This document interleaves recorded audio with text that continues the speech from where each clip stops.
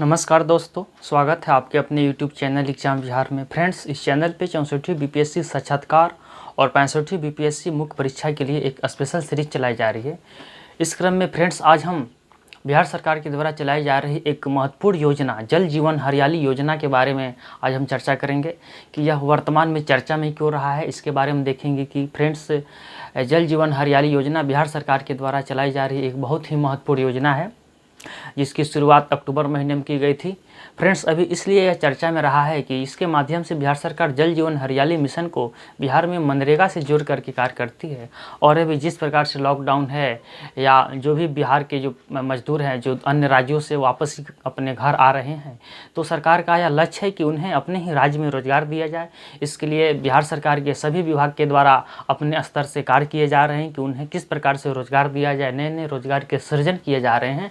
इसी क्रम में यह जल जीवन हरियाली जो योजना है यह काफ़ी एक महत्वपूर्ण है, क्योंकि इसके माध्यम से अधिक लोगों को रोजगार दिया जा रहा है। तो यह फिर से चर्चा में आया है, जिससे कि न सिर्फ साक्षात्कार बल्कि मुख्य परीक्षा और आने वाले जितने भी एग्जाम है, खास करके बीपीएससी प्री और बिहार एसएससी के एग्जाम में इससे प्रश्न पूछे जाने की प्रबल संभावना है। तो आइए फ्रेंड्स, आज हम चर्चा करते हैं कि यह जल जीवन हरियाली मिशन क्या है, इसके बारे में जानेंगे। फिर इसका उद्देश्य क्या है, फिर इसका प्रावधान क्या है, इनमें कौन कौन से मुख्य बिंदु हैं उस पर चर्चा करेंगे, और फिर इस योजना से क्या लाभ होगा इसके बारे में जानेंगे।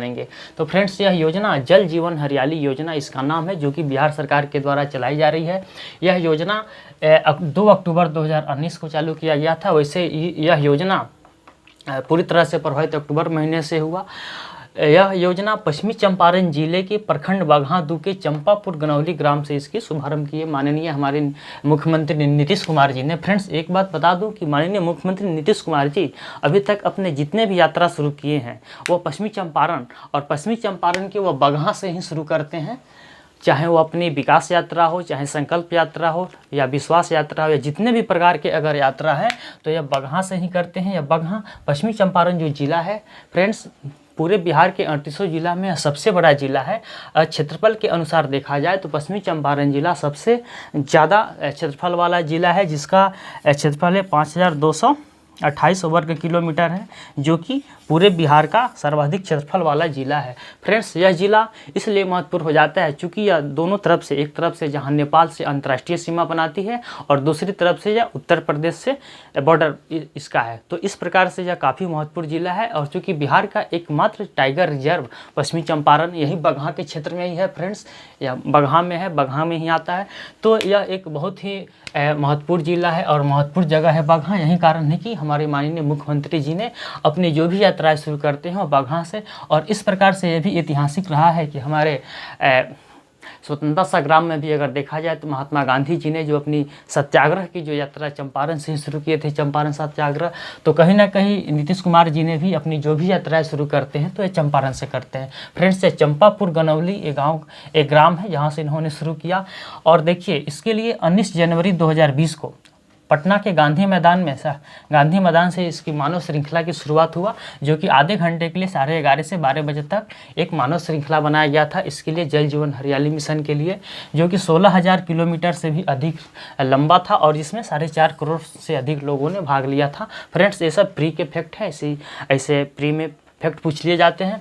अब आइए बात करते हैं आखिर इस योजना का उद्देश्य क्या है। जो बिहार सरकार के द्वारा जल जीवन हरियाली योजना है, सरकार ने यह योजना लाई है, तो इसके पीछे इसके क्या उद्देश्य है। फ्रेंड्स, यह योजना का उद्देश्य यह है कि जलवायु परिवर्तन, जिस प्रकार से आज जलवायु में परिवर्तन हो रहा है, ग्लोबल वार्मिंग की जो स्थिति है या वैश्विक तापमान, तो जलवायु परिवर्तन को देखते हुए जलवायु परिवर्तन से निपटने के लिए किस प्रकार से उससे बचा जाए। और देखिए, वर्षा में जो कमी हो रही है, जो मौसम में पैटर्न बदल रहे हैं, मानसून में देरी हो रही है या समय से आ रहे हैं, नहीं आ रहे हैं, और जल संरक्षण, ये बहुत ही महत्वपूर्ण है। जल संरक्षण, जिस प्रकार से जल संरक्षण, भौम जल स्तर, बिहार के कई जिलों में कि वाटर लेवल जो उनका है, भौम जल स्तर काफ़ी नीचे है, या पानी की समस्या है, जल की समस्या है, कृषि के लिए हो, सिंचाई के लिए हो या पेयजल के लिए हो, और पर्यावरण संरक्षण के लिहाज से जैसे कि जंगलों की कटाई हो रही है, पेड़ों की कटाई हो रही है, तो इस पर जैव विविधता का भी खतरा है। और आपदा ग्रसित, चूँकि बिहार एक आपदा ग्रसित राज्य है, चूँकि बिहार के अगर देखा जाए तो बिहार में एक तरफ जहाँ उत्तर बिहार के जो हैं वह बाढ़ प्रभावित क्षेत्र हैं, तो वही दक्षिण बिहार के जो हैं वो सूखे से प्रभावित क्षेत्र हैं। बिहार एक ऐसा राज्य है जो एक तरफ उत्तर बिहार में बाढ़ तो दक्षिण बिहार में सूखे की स्थिति, यानी कि दोनों प्रकार के आपदाओं से झेलता रहता है। तो इस प्रकार से इससे भी निपटने के लिए और सिंचाई, कृषि के लिए, भौम जल स्तर और वृक्षारोपण और रोजगार के दृष्टिकोण से भी यह योजना बहुत ही महत्वपूर्ण है, क्योंकि इसके माध्यम से मनरेगा के तहत काम होता है और जिसके माध्यम से लोगों को रोजगार दिया जाता है। अब आइए देखते हैं कि इसके आखिर प्रावधान क्या है, यानी कि यह जल जीवन हरियाली योजना में कौन कौन से मुख्य चीज़ हैं। तो फ्रेंड्स, इस योजना में 15 विभाग एक साथ मिलकर के काम कर रहे हैं, यानी कि जैसे कि इसमें जैसे कि कृषि विभाग हुआ, या पंचायती राज विभाग हुआ, या राजस्व भूमि सुधार विभाग हुआ, या जल संसाधन विभाग हुआ, या पर्यावरण विभाग हुआ। तो इस प्रकार से 15 विभाग हैं जो एक साथ मिलकर के काम कर रहे हैं। और यह बिहार के सभी प्रखंड, जितने भी प्रखंड है, 534 प्रखंड या सभी पंचायतों में करीब 8400 से अधिक पंचायत है, उन सभी पंचायतों में इस योजना को चलाई जा रही है। फ्रेंड्स, इस योजना में 2022 तक 24,524 करोड़ रुपया खर्च करने का प्रावधान किया गया है। यह बहुत बड़ी राशि है कि 2022 तक 24,524 करोड़ रुपया खर्च किए जाएंगे, जिसमें देखिए फ्रेंड्स, वित्तीय ईयर 2019-20 में इसमें 5,870 करोड़ रुपया खर्च करने का प्रावधान किया गया है। और 2020-21 में, जो कि वर्तमान में चल रहा है, इसमें 9,874 करोड़ की राशि, और 2021 से 22 में 8,780 करोड़ रुपया का खर्च करने का प्रावधान किया गया है।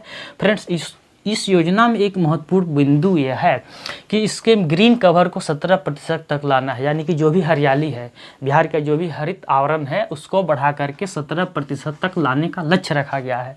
फ्रेंड, इसमें मनरेगा और जलवायु परिवर्तन विभाग मिलकर के पौधारोपण का कार्य कर रही है, वानिकी का कार्य कर रही है, जो कि हम जानते हैं कि पर्यावरण को संतुलन करने के लिए 33% क्षेत्र हरित होना चाहिए। इसको पूरा करने के लिए, ग्रीन कवर को बढ़ाने के लिए मनरेगा और जलवायु परिवर्तन विभाग मिलकर के पौधारोपण का कार्य कर रही है। इसके लिए बड़े पैमाने पर मनरेगा के तहत पौधारोपण का कार्य किया जाता है। और देखिए फ्रेंड, 2022 तक इसमें 7.5 करोड़ पौधा लगाने का टारगेट रखा गया है। बहुत सारे पौधे लगा दिए गए हैं। और देखिए, इस योजना में और क्या है, तो ऊर्जा संरक्षण और नवीकरणीय ऊर्जा पर भी बल दिया गया है। इसके लिए सरकार के द्वारा नए वैकल्पिक, जैसे कि जीवाश्म ईंधन के जगह पर नए ऊर्जा, नवीकरणीय ऊर्जा को प्रदान किया जाएगा। इसमें देखिए फ्रेंड्स, ई रिक्शा के बारे में, इस पर ई रिक्शा, बैटरी वाहन, सोलर और सीएनजी, इसके लिए सरकार प्रोत्साहित करेगी, अनुदान देगी, सब्सिडी देगी। ई रिक्शा खरीदने के लिए, बैटरी से चलने वाले वाहन खरीदने के लिए, सोलर के लिए सीएनजी स्टेशन, पटना में सीएनजी गाड़ियाँ चलने भी लगी है, इसके लिए कई स्टेशन भी लगाए गए हैं। उसके बाद देखिए, इसमें प्रदूषण नियंत्रण पर भी जोर दिया गया है। जैसे कि प्रदूषण नियंत्रण के लिए, जैसे कि यहाँ भी पुराने गाड़ियों को नहीं चलाना है, या पराली, जो भी किसान अपने खेतों में अपने फसलों के जो अवशेष होते हैं, जैसे पुआल हो गए या जो भी फसलों के उनके पत्ते हो गए, उन्हें जलाने से प्रदूषण होती है। तो इसके लिए सरकार के द्वारा यह यंत्र, पराली प्रबंधन यंत्र है, इसके माध्यम से किसानों को इस पर 80% का अनुदान दिया जाएगा, ताकि वह अपने खेतों में पराली को नहीं जलाएं, जिससे प्रदूषण नहीं हो। इसके लिए सरकार अनुदान दे रही है। अब देखिए फ्रेंड, इसमें जल संरक्षण की भी बात है। जल संरक्षण के लिए इसमें है कि जितने भी सरकारी जल स्रोत हैं, प्रथम चरण में इसके जल स्रोतों का सर्वे किया जाएगा। सरकारी आंकड़े निकाले जाएंगे कि कहाँ कहाँ पे जल स्रोत हैं, या उसका अतिक्रमण अगर हो गया है, जैसे कि अभी 10,000 स्रोत ऐसे पाए गए हैं इस पर अतिक्रमण किया गया है, चाहे वो किसी व्यक्ति के द्वारा हो या किसी समूह संस्था के द्वारा हो, उसको सर्वे करके निकाल करके उसको अतिक्रमण मुक्त करने का प्रावधान है और किया भी जा रहा है। और उसके बाद से उस पर उसका जीर्णोद्धार किया जाएगा, जिससे कि जल स्रोतों का जीर्णोद्धार होगा। पोखर बनाना है, तालाब है, कुआं है, आहर पईन है, नदी है, छोटे छोटे चेक डैम बनाए जाएंगे, उसका जीर्णोद्धार करना है। और जिन लोगों को अपने निजी ज़मीन पर भी अगर तालाब कुआं खुदवाना है, तो सरकार उसके लिए सब्सिडी दे रही है, उसके लिए प्रोत्साहन राशि दे रही है कि आप अपने भूमि पर तालाब पोखर बनवा सकते हैं। फ्रेंड्स, इसमें रेन वाटर हार्वेस्टिंग का भी प्रावधान है कि सरकार के द्वारा जल संरक्षण की दिशा में सरकारी, जितने भी सरकारी भवन हैं, उन पर रेन वाटर हार्वेस्टिंग के माध्यम से जल का संरक्षण, जो भी वर्षा का जल होगा उसको एकत्रित किया जाएगा। इससे भौम जल स्तर को रिचार्ज करने में मदद मिलेगी। या अगर आप अपने निजी भवन पर भी अगर रेन वाटर हार्वेस्टिंग लगाना चाहते हैं, तो इसके माध्यम से सरकार आपको अनुदान देगी। उसके बाद देखिए, सरकारी भवनों पर से 3 साल में 60 मेगावाट बिजली उत्पादन का लक्ष्य रखा गया। जिस प्रकार से हमने यहाँ पे ऊर्जा संरक्षण की दिशा में देखा कि सरकार नवीकरणीय ऊर्जा के लिए किस प्रकार से ई रिक्शा, बैटरी वाहन, सोलर और सीएनजी के लिए प्रोत्साहन के लिए सरकार सब्सिडी दे रही है, तो इसीलिए यहाँ पर सरकारी भवन के छतों पर इस पर सोलर प्लेट के माध्यम से 60 मेगावाट बिजली उत्पादन का लक्ष्य रखा गया है कि आगामी 3 साल तक यानी कि 2022 तक 60 मेगावाट बिजली उत्पादन किया जाएगा। अब आइए फ्रेंड्स हम बात करते हैं कि आखिर इस योजना का लाभ क्या है कि जो बिहार सरकार की जो महत्वाकांक्षी एक बहुत बड़ी योजना है कि जल जीवन हरियाली योजना, इसके बारे में क्या लाभ है। तो पर्यावरण संरक्षण की दिशा में, क्योंकि इसके माध्यम से सरकार के द्वारा 7.5 करोड़ से अधिक पौधे लगाने का लक्ष्य है। हरित आवरण को बढ़ाना है, 17% तक करना है। तो यह पर्यावरण संरक्षण की दिशा में जल संरक्षण, क्योंकि जल संरक्षण करना है, इसके लिए जल स्रोतों को जीर्णोद्धार करना है। उसके बाद देखिए ऊर्जा के संरक्षण के क्षेत्र में हमने देखा कि यहाँ पे किस प्रकार से ऊर्जा संरक्षण के लिए सरकार प्रोत्साहित कर रही है, सब्सिडी दे रही है। रोजगार, चूँकि रोजगार इसके माध्यम से मनरेगा के तहत कार्य हो रहे हैं, जैसे कि जो भी कार्य होगा, जैसे कि पोखर के निर्माण में, तालाब की खुदाई हो, कुआं हो, आहर हो, पैन हो, नदी, चेक डैम, इसके माध्यम से उसमें जो भी मजदूर लगेंगे उसको मजदूरी मिलेगी। तो इस प्रकार से क्या होगा, एक प्रकार से रोजगार का भी सृजन होगा। और शुद्ध पेयजल की बात करें, इसके माध्यम से शुद्ध पेयजल भी प्राप्त होंगे, किसानों को लाभ मिलेगा, क्योंकि किसान अपने पराली को प्रबंधन के लिए सरकार के द्वारा 80% अनुदान देगी। और इसमें किसानों को ये भी प्रावधान किया गया है कि उन्हें प्रशिक्षण दिया जाएगा कि आप आधुनिक तरीके से कृषि कीजिए, वैज्ञानिक पद्धति से कृषि कीजिए। और जैव विविधता, क्योंकि जैव विविधता इसके माध्यम से क्या होगा, जल संरक्षण और पर्यावरण संरक्षण होगा और ऊर्जा संरक्षण होगा, तो जैव विविधता का भी संरक्षण होगा। क्योंकि जब ग्रीन कवर को 17% तक बढ़ाया जाएगा, अपने पर्यावरण को संतुलन करने के लिए 33% जब हम अपने टारगेट को अचीव करेंगे, तो जैव विविधता के क्षेत्र में भी यह एक बहुत बड़ा कदम होगा। इसके माध्यम से न सिर्फ मानव बल्कि छोटे छोटे जीव जंतु का भी इसमें प्रावधान है, उनके लिए यह उपाय किया गया है। तो इस प्रकार से हमने देखा कि जल जीवन हरियाली योजना क्या है, इसमें क्या है, इसका उद्देश्य क्या है, इसमें कौन से मुख्य प्रावधान हैं और किस प्रकार से लाभ है। फ्रेंड्स, इससे जुड़े प्रश्न पूछे गए हैं और प्री एग्जाम में तो इसमें जो भी फैक्ट हैं, जैसे कि योजना का शुरुआत क्या है, कहाँ से किया गया, इसके क्या उद्देश्य हैं, कितने राशि है इसमें, और इन सब के बारे में, जैसे कि कब तक का टारगेट रखा गया है, कितना बिजली, इस प्रकार से छोटे छोटे फैक्ट पूछ लिए जाते हैं। अगर हम मेंस के हिसाब से देखा जाए तो 65वीं बीपीएससी मुख्य परीक्षा में इससे जुड़े प्रश्न पूछ लिए जाएंगे।